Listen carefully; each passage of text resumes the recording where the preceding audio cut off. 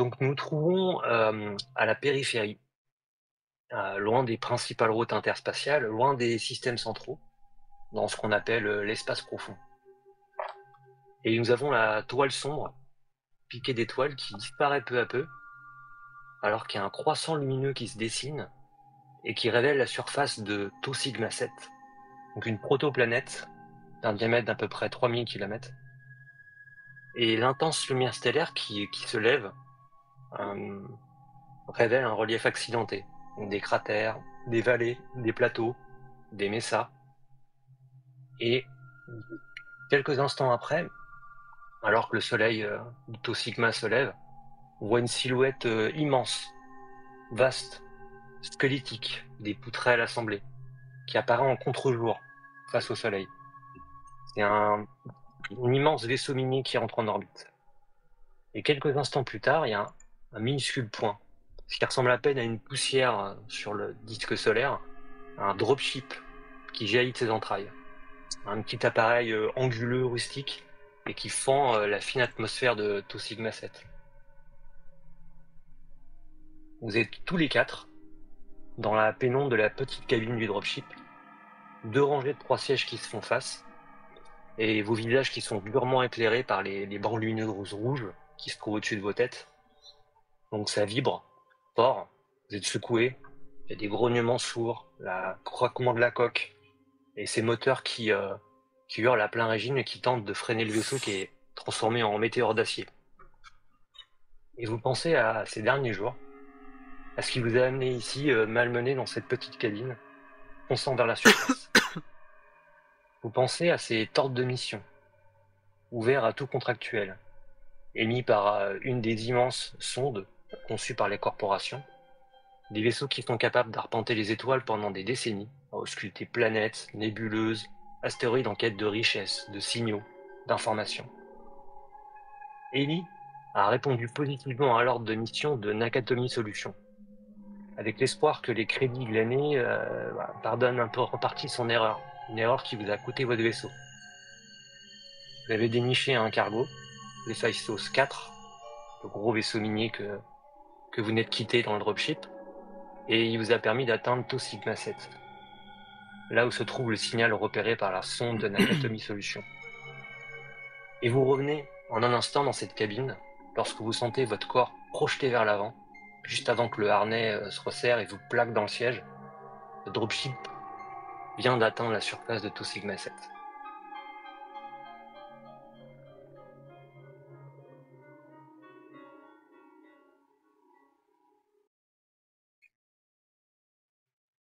La porte de la soute s'ouvre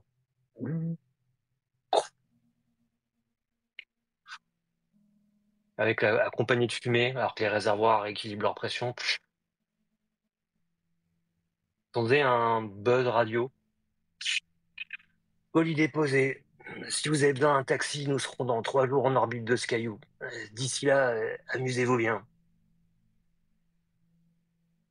Et vous sortez, un à un, du dropship, et ça va être l'occasion de vous présenter, de vous décrire, de nous dire qui vous êtes.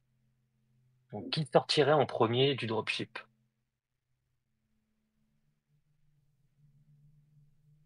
Allez, allez, je me dévoue. Donc Léonard Donc sort du dropship Léonard, en premier. voilà, il se lève, il marche de manière très mécanique jusqu'au sas d'ouverture qu'il ouvre, et puis il descend les marches, les bras le long du corps. Il a absolument pas une démarche humaine, avec, tu sais, les bras qui se balancent, qui font Mhm. contrepoids pour l'équilibre, etc. Il est vraiment droit comme un piquet. Il se positionne en bas des marches et puis il va commencer à scruter l'horizon comme ça de droite à gauche et on va découvrir cette espèce de personnage parfait. Sa peau est plastique quasiment. C'est à se demander si vraiment il y a du grain. Euh, il a les yeux bleus, il est blond, il a les cheveux plaqués sur le côté, restent sur le côté. Et le visage trop parfait. Il y a une espèce de symétrie qui est pas très humaine en fait. et il est habillé d'une espèce de combinaison blanche qui est parcourue de circuits électriques comme un espèce de réseau neuronal en fait, et qui s'allume comme ça un peu aléatoirement. Et on peut voir ses yeux de temps en temps comme briller. Et si on se rapproche et qu'on zoome dans ses yeux, en fait, on voit une espèce de, dans le fond de la rétine, une espèce de circuit électronique, aussi de circuit imprimé, dans laquelle on voit ces espèces de, euh, de petites espèces de pastilles électriques, enfin de petites étincelles qui parcourent ces réseaux électriques. Voilà. Est-ce que tu pourrais me dire ce que tu penses d'Ellie? Quel est ton sentiment par rapport à ce qui s'est passé? Sachant que bon bah c'est un peu à cause d'elle, voire même beaucoup à cause d'elle, que vous vous retrouvez dans cette situation, dans un coin paumé de la galaxie, à remplir une mission obscure fournie par une corpo. Elle a paumé votre vaisseau sur un plan, voilà, un plan calme. Bien J'ai pas de foiré. surprise, hein. Les biologiques ont eux-mêmes une expression pour décrire ça, l'erreur est humaine. Mhm. Et en fait, encore une fois, j'en ai la preuve. Et je me demande si l'humain n'est pas une erreur, tu vois, si la phrase peut pas se lire à double sens. Voilà, moi j'ai une idée des biologiques très, comment dire, très, pas mathématique, mais très de réflexion calculée par mon intelligence artificielle, en fait, qui en est venue à la, à la, à la conclusion que l'humain est simplement une espèce belliqueuse et voilà, elle est là comme un espèce de point sur la ligne de temps. Je sais pas combien de temps elle restera là d'ailleurs, mais écoute, on fait avec. C'est Mhm. du côté fataliste là-dessus. Très bien. Qui te suit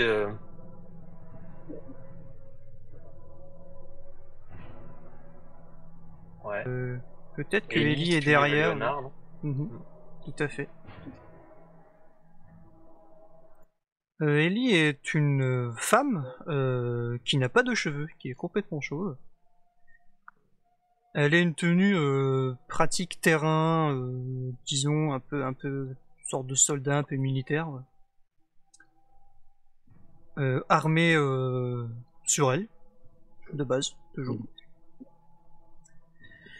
En effet, elle est coupable d'avoir mis l'équipage dans de beaux draps, si on peut dire ça comme ça. Mais elle va essayer de se racheter bien sûr, mais elle montre rien de ça. Elle est, c'est pas qu'elle assume pas, c'est juste qu'on n'en parle pas et c'est bien quoi. C'est un peu plus ça. Ou plutôt même qu'elle éviterait d'en parler si on vient la taquiner de trop avec ça. Puisqu'elle sait que oui, elle va faire en sorte de se rattraper et que ça va aller. On va trop bien se débrouiller. Donc comme je dis, physiquement, on n'a pas de cheveux, elle a des grands yeux avec des longs cils tout de même. C'est peut-être le seul petit côté un peu féminin de son visage, qu'elle a un petit nez, une petite bouche. Le teint un peu buriné, si on peut dire, parce qu'elle a été élevée sur une planète compliquée. Pour juste vous et moi, une colonie pénitentiaire, mais je sais pas si tout le monde est au courant. Et elle mène tant bien que mal, pas forcément du coup d'accord. Et elle mène tant bien que mal bah, cet équipage qui vient donc d'atterrir ici. Et elle sort donc la tête, et oui, pareil, elle regarde, elle est derrière ce cher Léonard, et elle ziote ici et là, un peu l'horizon. Elle guette un peu, voilà, ce qui tout de suite là nous attend. Qui tue Ellie? Moi, je pense. Mhm. Alors, moi, je suis Nat, la technicienne de l'équipage. Nat, c'est une afro-américaine. D'ailleurs, elle porte ses cheveux en coupe afro, mais tirée en arrière avec un bandeau de couleur verte. Là, évidemment, en sortant du vaisseau, elle porte sa combinaison extra-véhiculaire, c'est ça qu'on dit? Mais sinon, elle a toujours sa combinaison de travail et on peut voir sur le côté gauche son fameux patch Force Science. Parce qu'en fait, Nat, son rêve, ça serait de devenir ingénieur et de travailler pour une grande corpo. Donc voilà, elle a des ambitions, mais elle sait pas s'il va pouvoir y arriver. Mais pour l'instant, voilà. C'est dès qu'il faut réparer, bah, elle est là, quoi. C'est son rôle. Et donc, dernier de cette charmante équipe, Sid, Donc oui, qui suit. finalement, Sid va fermer la marche. Vous voyez donc un jeune homme de 25-30 ans, l'air plutôt fier. Vous connaissez un petit peu cette démarche, on va dire, affirmée. Les pectoraux toujours un petit peu sortis, les muscles saillants. Toujours habillé en trait militaire, donc vous avez forcément deviné que c'était un militaire de carrière. Toujours un patch en fait sur sa veste qu'il arborde assez fièrement, le patch de Apache Predator. En fait, c'est un crâne à tigre à dents de sable, toujours sur l'épaule droite, arboré. Voilà, c'est ce qui fait un peu sa fierté par rapport à ça. Et il est pas rare que dans le navire, dans le vaisseau, vous le surprenez à faire des pompes régulièrement, à des exercices physiques, des crunchs, des abdos, voilà. Toujours pour parfaire un petit peu cette idée de militaire, d'armes à tuer, hein, j'ai envie de dire. En termes physiques, donc assez élancé, cheveux coupés courts, regard volontaire, petite pommette saillante. Et quand vous voyez qu'il sort donc de ce véhicule, il est armé en fait d'un calibre assez lourd, d'une mitrailleuse qu'il porte fièrement. Et donc il vient fermer cette marche, prêt à affronter toutes les péripéties et tous les dangers qui pourraient se présenter. Ouais. Tu descends du dropship, et d'ailleurs, derrière toi, la soute se referme, et vous entendez le ronronnement des moteurs, et voilà, le dropship qui soulève et qui s'éloigne à toute vitesse dans l'atmosphère, qui vous laisse avec vos pactages. Voilà, vous savez que au mieux, ils repassent dans 3 jours, s'ils tiennent leurs promesses. Et vous avez payé pour ça, mais vous connaissez les contractuels, c'est pas toujours, ça se passe pas toujours bien, mais bon, ils avaient l'air de confiance, donc vous espérez les revoir dans 3 jours, au pire. Euh, en face de vous, ce que vous pouvez découvrir, c'est un paysage désolé, euh, minéral, mais il se dégage une certaine beauté de cette nature sauvage, où a priori, voilà, on ne voit aucune trace humaine. Il y a un petit vent léger qui soulève une poussière rougeâtre. Et puis maintenant, vous faites attention, vous voyez un éclat lumineux métallique au loin, à quelques 30-40 mètres. Vous voyez un cratère d'impact. Et au sein de ce cratère, une machine métallique, à peu près grosse comme un frigo. Vous connaissez les habitudes des corporations en matière de sondes. En général, quand elles ont repéré quelque chose d'intéressant, elles larguent une machine qui va émettre un signal et diffuser le type de contrat, d'appel d'offres auquel vous avez répondu. Donc,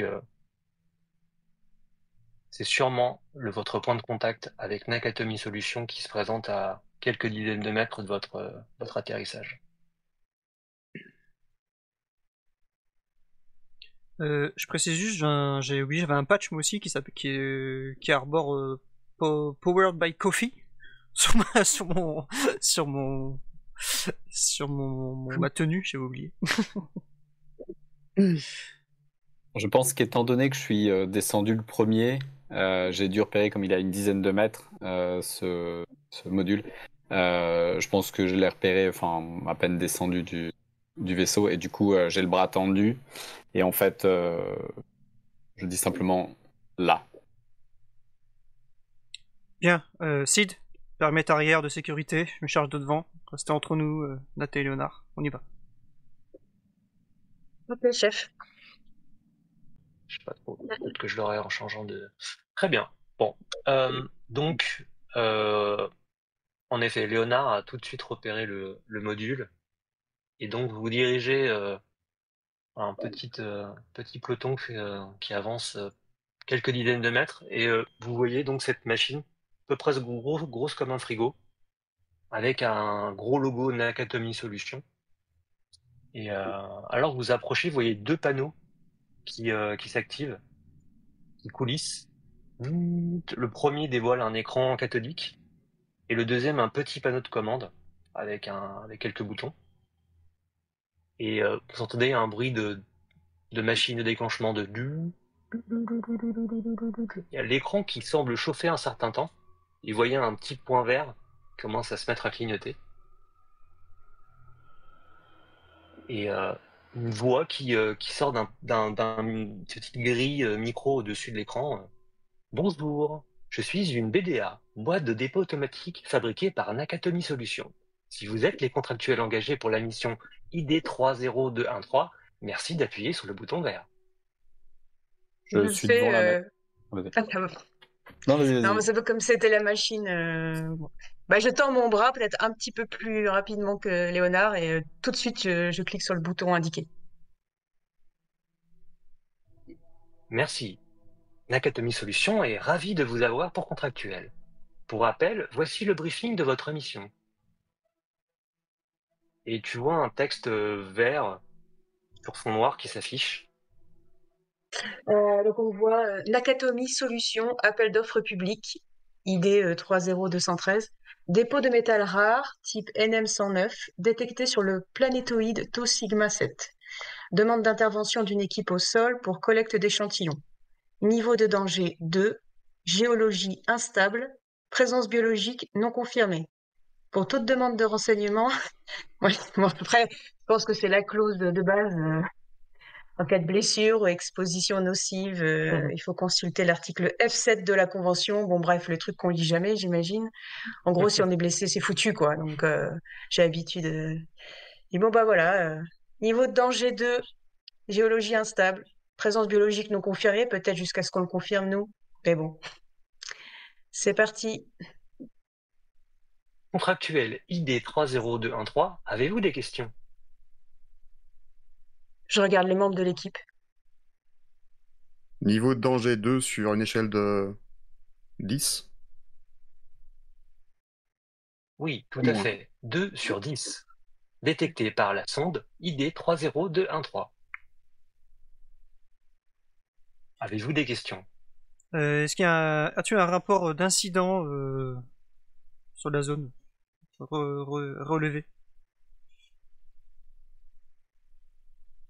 Je n'ai pas de rapport d'incident, mais j'ai la carte topographique qui permet de indiquer la présence du métal. Elle t'affiche une carte topographique, Mhm. tu vois, centrée sur le cratère. Mhm. Et tu vois un point qui clignote à environ 200 mètres de là où vous vous trouvez, euh, qui indiquerait la présence du fameux métal détecté par la sonde, donc de type NM109. Tu lis qu'il se trouverait sous terre. Et question MJ, sur nous, on n'a pas de matos spécialement souterrain, quoi. Enfin, Ouais, géologique ou... ouais, on n'a rien comme ça, quoi. Non. Mais si tu regardes dans cette direction, en fait, ce que tu aperçois, c'est qu'il y a une sorte d'excroissance rocheuse. Et si tu regardes avec un peu plus d'attention, plutôt que juste porter ton regard un peu comme ça sur le paysage où tout, entre guillemets, tout se ressemble, hein, c'est des structures rocheuses, un peu dans les tons du ocre au rouge. J'ai des Là, jumelles. tu vois que cette excroissance rocheuse,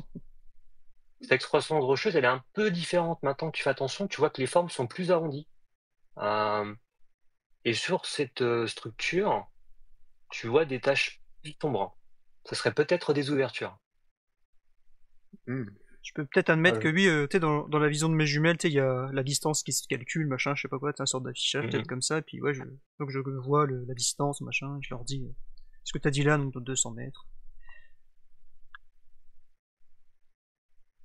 Moi, je regarde l'équipe de géologues avec qui je me promène sur ce caillou.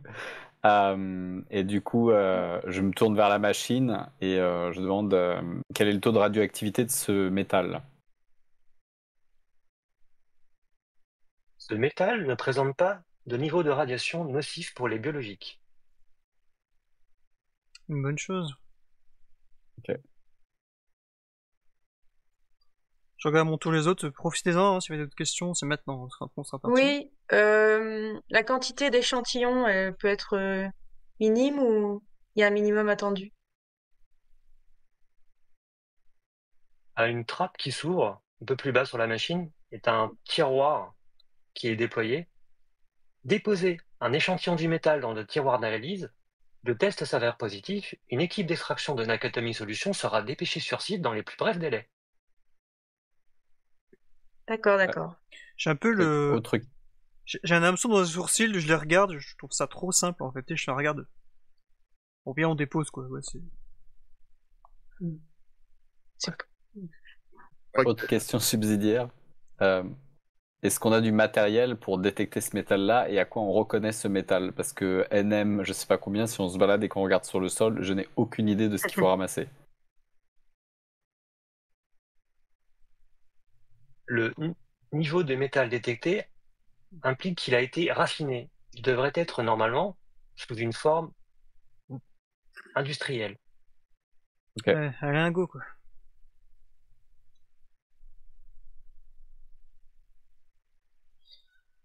Bon, si vous n'avez pas d'autres questions, on va y aller, hein. C'est à 200 mètres, on doit juste ramener un petit lingot, le mettre dans le tiroir et c'est terminé.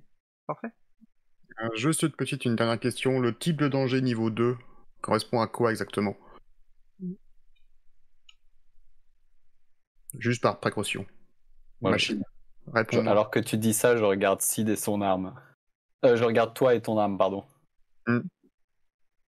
L'atmosphère est fine et le taux d'oxygène assez faible. Les nuits sont très très froides et la géologie instable. Attention à ne pas chuter. En cas de blessure grave, Nakatomi Solutions ne reconnaîtrait aucune responsabilité. Ouais, selon l'article F7, c'est bien ça. Hein. Oui, de la convention de contractualisation, Nakatomi Solutions est contractuelle. Oui, parfait, merci. Bon. Sid, je pense que depuis que tu as posé le pied par terre sur ce caillou, le taux de danger est monté d'un point et que nous en sommes à 3 actuellement sur l'échelle de 10. Donc moi je vais regarder en fait en direction des 200 mètres vers le monticule rocheux. Et vous allez entendre en fait dans votre casque une petite comptine qui dit au clair de lune, lorsque la nuit est sombre, je lève mes yeux vers le ciel, fier et sans ombre. Les étoiles s'allument, tels des diamants étincelants, et je plonge mon regard dans l'infini sidéral, époustouflant. Nous y allons? Militaire poète. Ah, moi, Original. Je pense pas qu'Ellie, elle le dit aux autres, mais elle kiffe. Elle adore ses poésies et tout. Mais tu vois, genre, elle est là. Une prochaine romance. C'est ça. Moi, je ne comprends pas son poème. Je l'analyse et je vois le taux d'exactitude, peut-être l'espèce de taux de, on appelle ça la rythmique et la symphonie des syllabes qu'il a utilisées, etc. Et c'est tout, en fait. J'ai juste un espèce de résultat mathématique dans ma tête. C'est à 85% un texte qui pourrait être amélioré, mais voilà.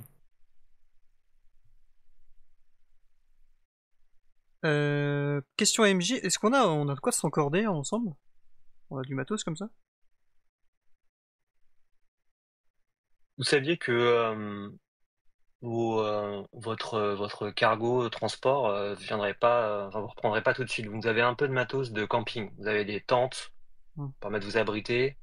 Vous avez de quoi un réchaud, enfin voilà, un minimum d'équipement pour faire un petit campement. Parce que vous savez bien que de toute façon, quoi qu'il arrive, et quel que soit le temps que prendra la mission, vous avez au moins 3 jours à patienter ensuite. Donc vous avez potentiellement en effet cordes, Il y a du tentes, matos, ok. des petites choses comme ça, ouais. Juste une question, l'atmosphère est respirable ou on a vraiment les casques Ouais. Ouais, d'accord. Ok. Oui, c'est respirable, mais l'atmosphère est fine et c'est un peu comme si tu étais en montagne en haute altitude. Et il fait froid. Ouais. Et il fait froid en fait. Même la journée et la nuit, il fait très très froid. Donc c'est pas très accueillant, mais c'est totalement vivable. Je me tourne vers vous trois. Hein. Je fais bon. La présence biologique n'est pas confirmée, donc restez sur vos gardes. On va faire un petit périmètre de sécurité pour avancer. Personne ne reste tout seul, comme d'habitude, on reste à portée de vue, portée de voix, si vous voulez un peu vous écarter, on a la radio. Et arrivé sur place, il faudra s'encorder tout de suite, hein. On va éviter en effet de finir dans une crevasse, on a autre chose à faire, que d'aller chercher quelqu'un. Une question? Non, plus vite c'est fait, mais ce sera. Bah allons-y, 200 Je mètres, pense qu'on s'espace de 2 mètres chacun. parfait. Et je prends... Procédure habituelle. Voilà, en effet habituel, où j'imagine, tu sais, moi je prends la tête, et un peu comme tout à l'heure, peut-être que toi t'es en tête derrière, ou tu sécurises peut-être l'arrière avec ton passé militaire, puis les gens plus techniques, peut-être vous êtes un peu entre nous deux, j'imagine. Et on y va. Et je répète, seulement 200 mètres, un lingot dans le tiroir, terminé. Et j'avance, je progresse. Dans le sable et les cailloux. J'avance aussi, je te suis vraiment sans... Donc vous cheminez les quelques dizaines de mètres, centaines de mètres qui vous séparent de la structure, et la poussière ocre recouvre tout et fond vraiment la structure dans le paysage. Mais maintenant que vous approchez, vous voyez que la matériau a l'air vraiment beaucoup plus lisse que de la roche. Ça semble vraiment pas de la même constitution que ce qui vous entoure. Ce qu'on peut voir autour de vous, la roche, la poussière, c'est autre chose. Et vous pouvez confirmer vos premières impressions. Ce sont bien des ouvertures qui parsèment la paroi.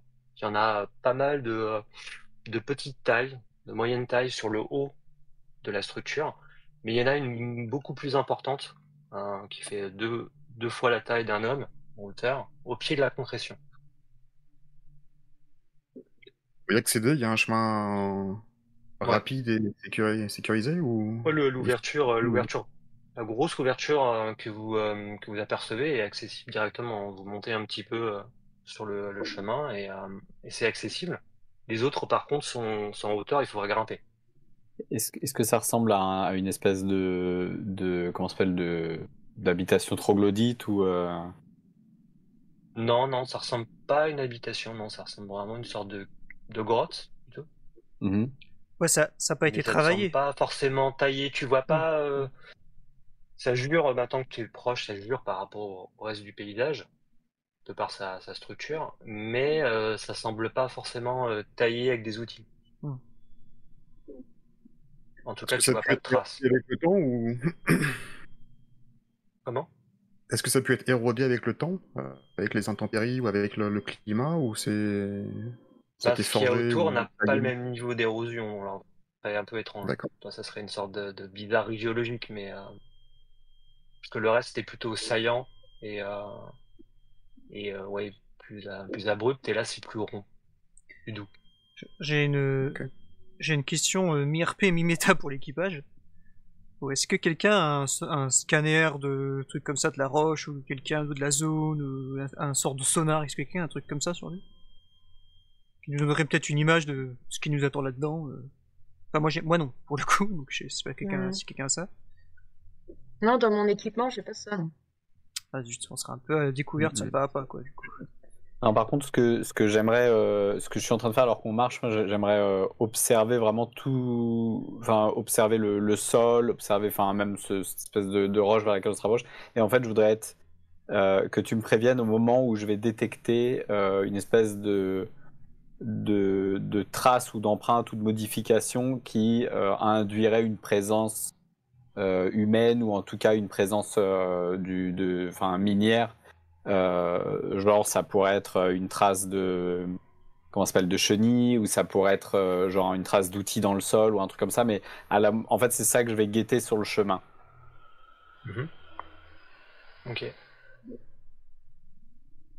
Pas On de est à combien de traces mètres de ce type-là. Combien de mètres Là, en... Là, vous êtes au pied de la structure. Vous avez la grande ouverture qui est à quelques mètres, on va dire, qui est sombre. On ne voit pas vraiment à l'intérieur, mais vous êtes au pied de la structure.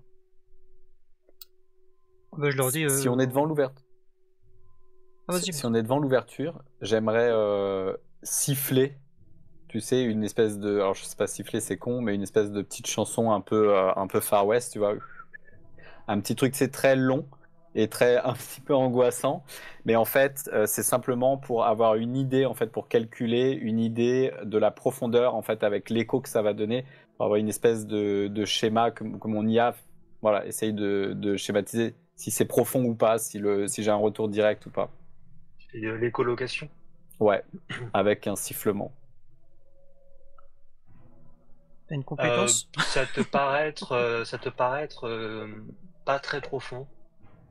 Tu penses plutôt qu'il y a une pièce derrière, qui est assez vaste, mais c'est pas Ok. forcément un tunnel qui s'enfonce. Mhm. T'as un retour assez rapide. Ok. Et je leur dis, Oui, que je pose ma main sur la mitrailleuse. Tu vois, je la caresse doucement. Et en voyant cette ouverture, vous allez entendre mon esprit s'envole à travers l'univers. Je me perds parmi les astres, libéré de mes fers. Les galaxies se dévoilent, majestueuses et mystérieuses, et mon cœur s'emballe dans cette beauté silencieuse. Je me retourne vers toi alors que tu viens de finir tes paroles. Et en te regardant, je te dis Sid, poète sous les étoiles, superficiel, mais rien ne l'égale. je murmure juste, on entend, tu sais, c'était mieux ce qu'il a dit, lui. Et Bon, je, si on avançait, et en effet, avant d'avancer, Mais- je dis, on s'accroche et je prends ma sangle que j'attache sur Léonard et je vous laisse attacher derrière vous, à moi, du coup, tac, tac, tac, petit à petit, pour qu'on soit. Comme ça, si quelqu'un tombe, on peut retenir. Et j'imagine Très qu'on a bien. Qu'est-ce que vous faites? on a de quoi s'éclairer, j'imagine, quand même, si on rentre là-dedans. Que ce soit sur la combi, peut-être moi j'ai une une lampe lampe sur la torche. combi. Ouais, ah, c'est indépendant, je pensais que c'était équipé sur la combi ou un truc comme ça, mais... Je sais pas. Parce que moi, j'ai... Alors sur la combinaison de Nat, en effet, elle a une lampe intégrée. Ah, Elle toi, a tu aussi l'as, une lampe ok. torche par ailleurs en plus. Vous avez pas forcément. Ah, bah, dans ce cas, là, tu te fais signe de... juste de la main, parce que comme t'as une lampe, D'ouvrir la marche, oui. je te suis de près. Très bien. T'inquiète pas. On n'a pas les petites lampes qui se craquent là, que tu peux balancer Ah, les tubes. Hmm. Si tu Hmm. pourras en avoir, oui. Dans ton équipement Ouais, bah marine, je oui, tu prends pourras en ça avoir et, quelques-unes, ouais. donc je vais prendre justement 2-3 barres, je vais les claquer et je vais les balancer devant. Et pareil, donc vous allez entendre je deviens cosmos de l'imaginaire, voyageant d'une planète à l'autre, sans contrainte ni barrière. Et j'en balance 2. Ah, mais ils les utilisent pas toutes, on pourrait les J'adore. utiliser s'il y a une crevasse pour mesurer la profondeur, Sid. J'en ai quelques-uns encore en stock. Tant mieux. J'espère que c'est pas de la poésie, je parlais des trucs à craquer. Hein. Les deux. Les deux. Je tape Je l'épaule sais à quel point de... t'apprécies. Je tape gentiment l'épaule de Nat, je fais, allez, en avant, on appréciera plus tard toujours sa poésie et le reste. Allons-y. J'avance aussi avec vous et je reprends mon sifflement en fait et pour toujours essayer d'avoir cette espèce de... pour continuer à faire mon espèce écolocation et surtout aussi pour avoir maintenant une espèce de peut-être d'idée si les parois sont creuses ou pas, si c'est une fausse paroi ou si c'est de la roche. Enfin, qu'est-ce que j'ai en face de moi? Est-ce que le matériau répond ou est-ce qu'il absorbe l'onde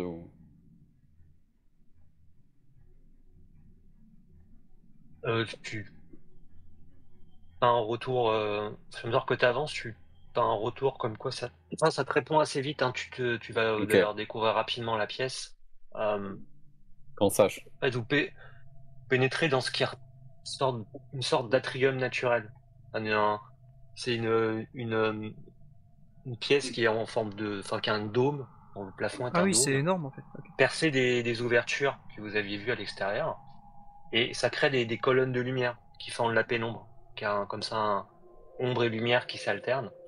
Et tout autour de vous, de cette pièce qui est assez grande, vous voyez des alcôves, des arches, des petits tunnels qui couvrent toute la surface rocheuse autour de vous. Donc c'est très fluide comme ça forme presque des arabesques. Euh, et au centre de la pièce, plein en milieu, vous voyez un dôme qui doit faire à peu près 3 mètres sur 3.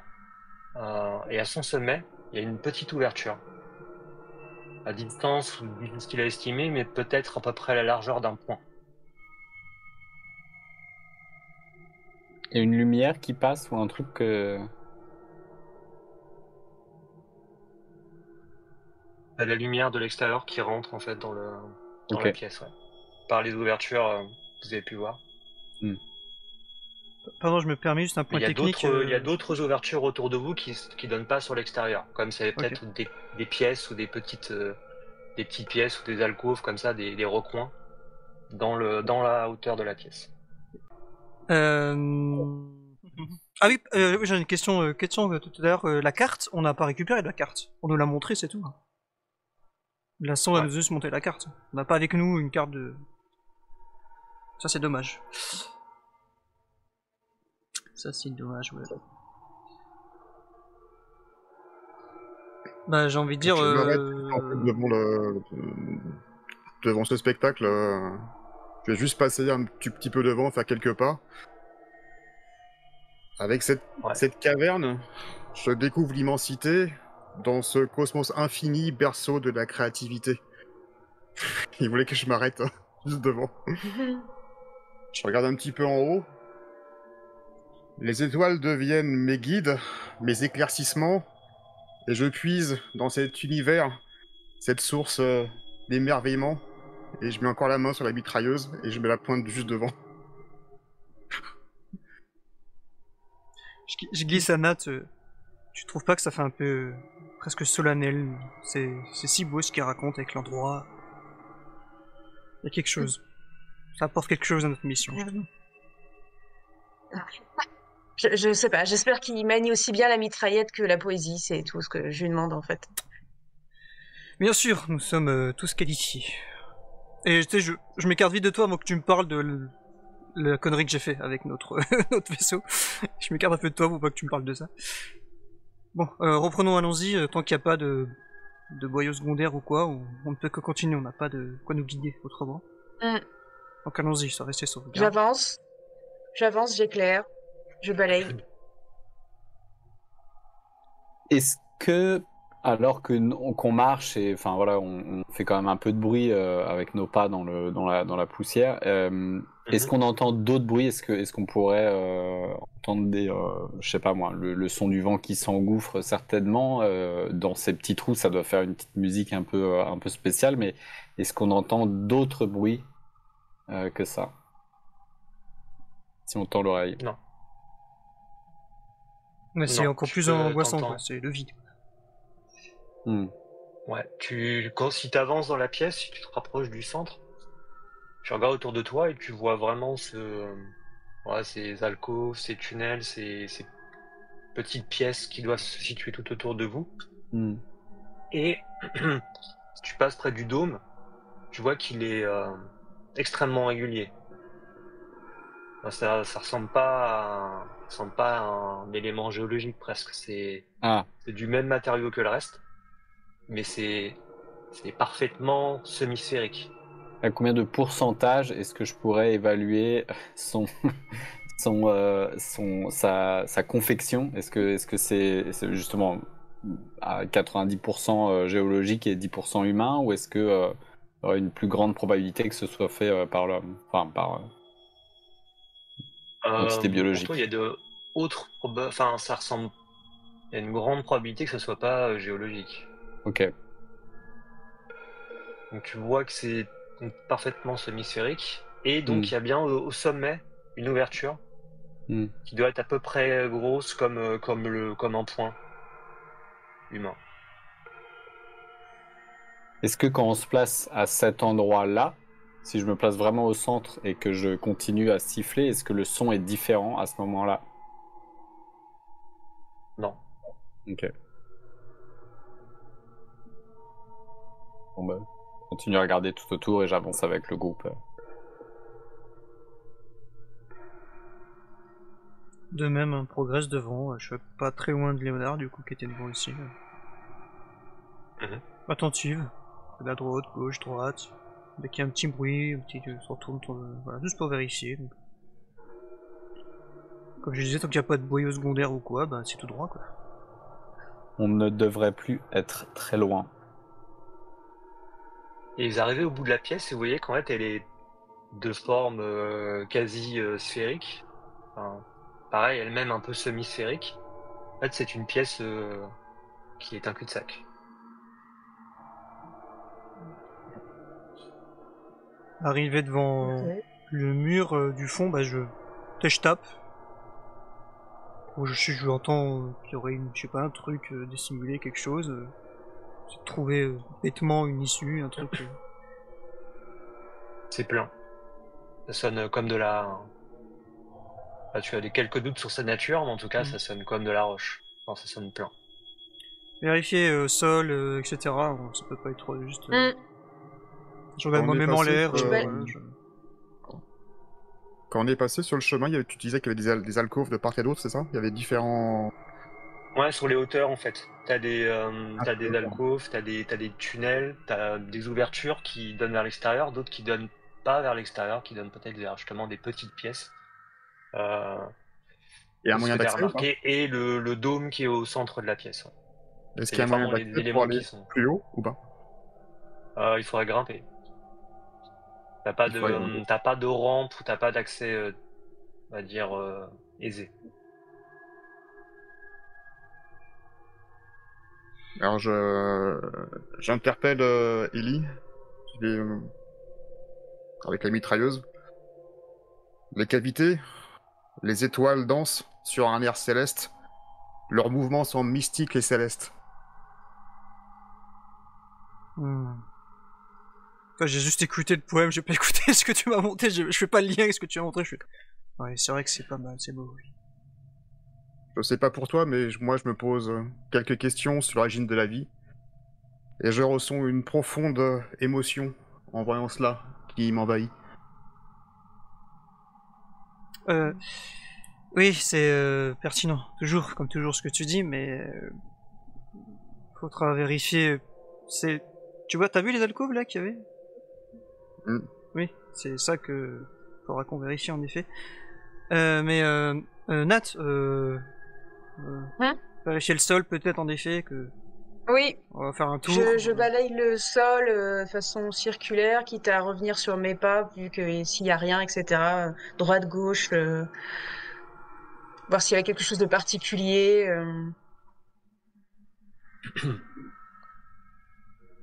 Si tu t'intéresses au dôme qui est sur le centre de la pièce, et que tu tapes, tu sondes, on va dire, tu t'aperçois qu'il sonne creux. Je partage. Je dis, regardez, je toque comme ça. C'est creux, contrairement au cul-de-sac, là. Ouais, Je sais pas, est-ce qu'il y aurait un moyen un bouton quelque part, quelque chose, une dalle, je sais pas. Ça s'ouvre, vous pensez? Et puis Ah bah on va chercher, je scrute tout autour, ouais. On va chercher avec, enfin moi je cherche avec elle, hein, oui, je fouille, même les mains au sol, hein, je toupe un peu, si j'essaie de trouver quelque chose. Mécanisme, Tu bouton, vois pas quoi. si tu grattes un peu, tu frottes la poussière, tu peux voir qu'il y a un interstice extrêmement fin entre le sol et le dôme. Et si tu t'intéresses à l'ouverture, tu vois que c'est creux. En fait, l'ouverture, ça semble rentrer à l'intérieur du dôme. Eh ben c'est déjà ouvert. Je désigne. Bah, c'est la taille d'un point. Hein. Ah d'accord, je croyais qu'il y avait un. Ouais, c'est ça. Ok. Eh ben je mets la main dedans, voir si je sais pas si je trouve quelque chose. Une manette, un truc, un levier. Tu mets la main dedans, sans regarder. Bon, si tu me dis que je l'ai observé, c'est que bon, tu sais, je suis au-dessus, je regarde. Oui, je Tu regarde. l'as observé, t'as vu que c'était sombre et que ça semblait rentrer à l'intérieur, mais tu m'as dit, donc je mets la main. Je l'ai dit, je l'assume. J'ai dit je mets la main. Donc j'ai dit je l'assume. Juste avant parce que j'avais pas visualisé, je voulais juste revisualiser. Il y a un dôme au milieu. On est dans un dôme ou il y a un dôme au milieu de la pièce en plus? Ouais. Ok, il y a un dôme sous un dôme. Ouais. Ok. Et je vais mettre ma main dans un truc où je sais pas ce qu'il y a dedans. Tu mets ta main à l'intérieur et ça te semble être un peu plus chaud, toi, que l'environnement dans lequel tu te trouves. Et surtout, tu sens comme des lames qui te resserrent tout l'avant-bras. Ah, je crie tout de suite. Mais ça cherche pas. Tu sens que la pression s'exerce pour te bloquer, sans aller plus loin. Par contre, t'es sûr d'une chose, c'est que toute la longueur de bras que t'as enfoncé dans l'ouverture est coincée. Alors, tout de suite, je sens le truc, je fais, ne me touchez pas.